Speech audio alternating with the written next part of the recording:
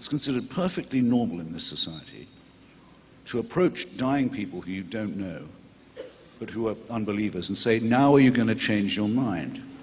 You simply have to acknowledge that consciousness is, at bottom, the result of information processing at the level of the brain, and there's nothing magical about brain. And I've been operated on several times with the sad result of having nothing other than unconsciousness during the operation. But 8 million people have reported these near-death experiences, according to a Gallup poll in '92, so presumably others have had it since then. The sort of William James pragmatic test of whether an experience is real is that, in fact, many of them report that they no longer fear death, that their lives have radically changed as a result of it. I'm not willing to say that it's proof of the afterlife, but I'm also not willing to dismiss it with a few laughs and say that all the millions of people who've had this experience and have felt that it gave them important information about life are wrong and foolish.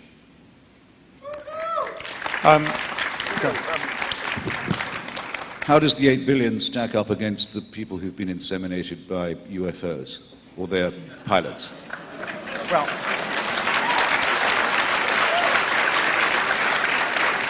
I think there's probably some overlap. Or the many. Let me tell you something. Or the many. I don't know.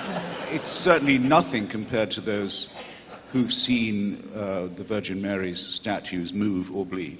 Belief in the afterlife, or at least a profession of belief in the afterlife, gives you something to say in the most difficult moments in life to others who are losing someone or who have lost someone. It gives you something to say that an atheist doesn't have, which, if believed by the one who has just lost their child, for instance, is really consoling.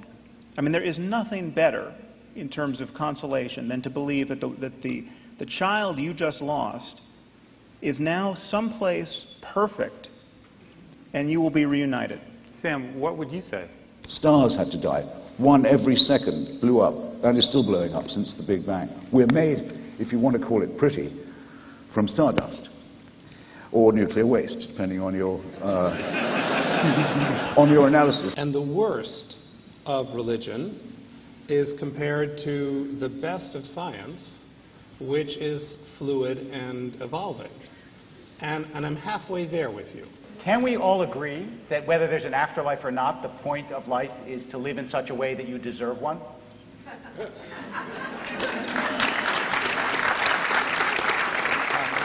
Well, that would be true if there was no God.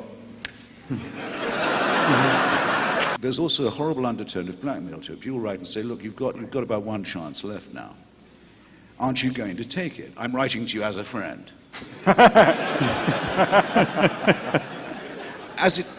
They've even tried it on me when I've been very ill and I haven't had quite the vinegar I'd like to have had in a hospital bed. I don't mind, I can take it.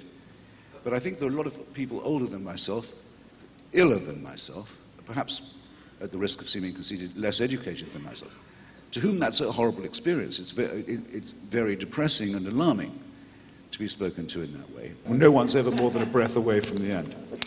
And we're born into a losing struggle, and we all knew that, or we should, from the beginning. It's just that I have to think about it a bit more.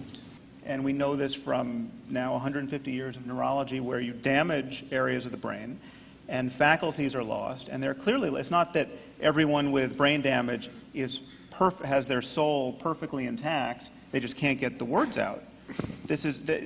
Everything about your mind can be damaged by damaging the brain. You can cease to recognize faces, you can cease to know the names of animals, but you still know the names of tools. I mean, the fragmentation in the way in which our mind is parcellated at the level of the brain is not at all intuitive, and there's a lot known about it. And what we're being asked to consider is that you damage one part of the brain, and the mind, something about the mind and subjectivity is lost. You damage another, and yet more is lost.